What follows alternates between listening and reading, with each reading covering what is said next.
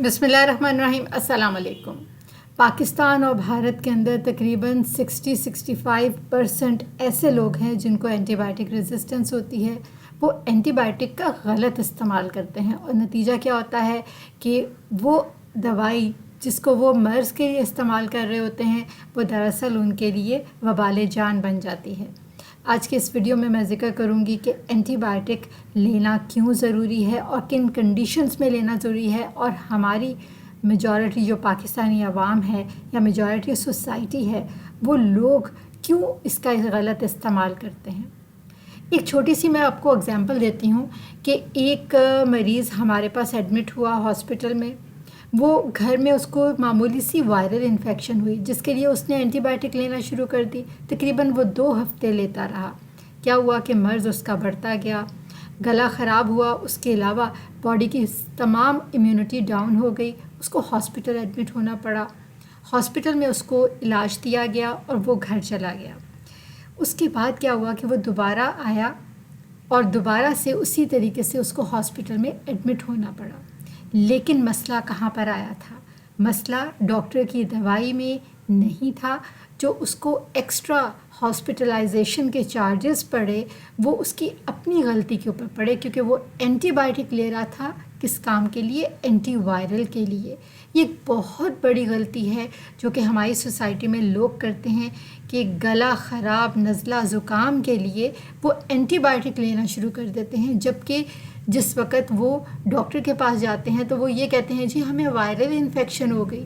तो जब वो वायरल इन्फेक्शन का ज़िक्र भी कर रहे हैं तो फिर एंटीबायोटिक लेना क्यों वो ज़रूरी समझते हैं। हमारी पाकिस्तानी अवाम मेजॉरिटी क्या करती है कि जिस वक़्त उसको बीमारी होती है, थोड़ा सा नज़ला, गला ख़राब होता है, तो जो पहले उसने डॉक्टर से दवाई ली होती है वो अपना ख़ुद ही से उसको डायग्नोस करके बीमारी को वही दवाइयाँ लेना शुरू कर देते हैं। और कई मरतबा तो ऐसे भी मरीज़ देखे हैं कि जिन्होंने पहले पुराने नुस्खे इस काम के लिए रखे होते हैं कि अगर उनको दोबारा से वायरल इन्फेक्शन हो गई तो वो यही दवाइयाँ दोबारा से इस्तेमाल करना शुरू कर देंगे।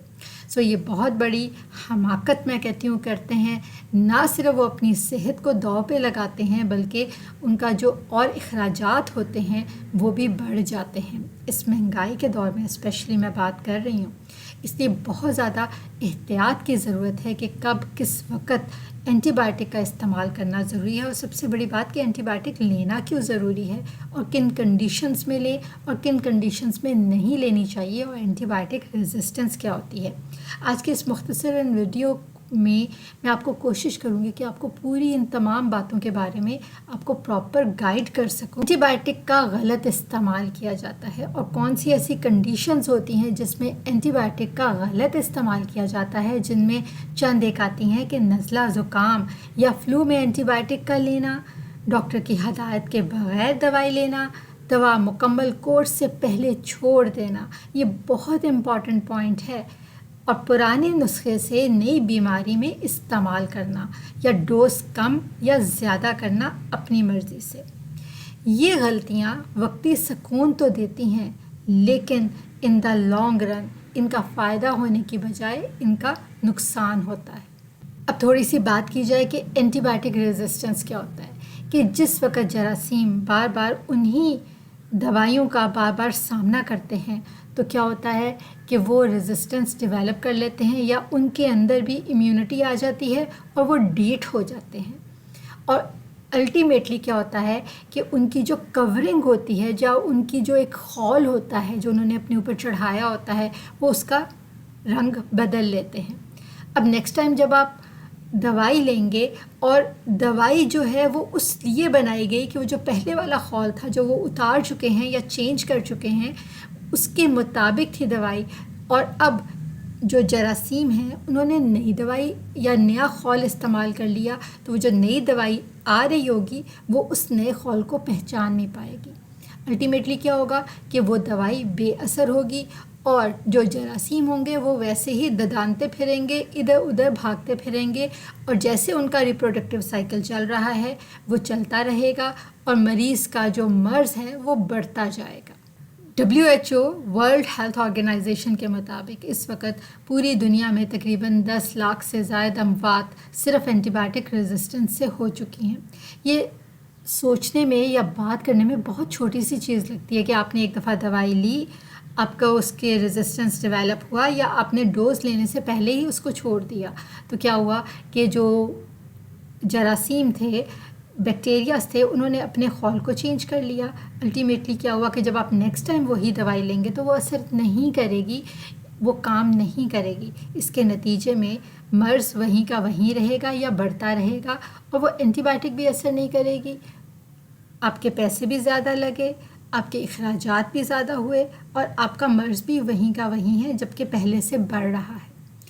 یہ جتنی میں نے ابھی تک باتیں کہی ہیں، اس کا کیا مقصد ہوا کہ آپ کیا اینٹی بائیوٹک لینا بند کر دیں؟ نہیں، ایسی بات نہیں ہے۔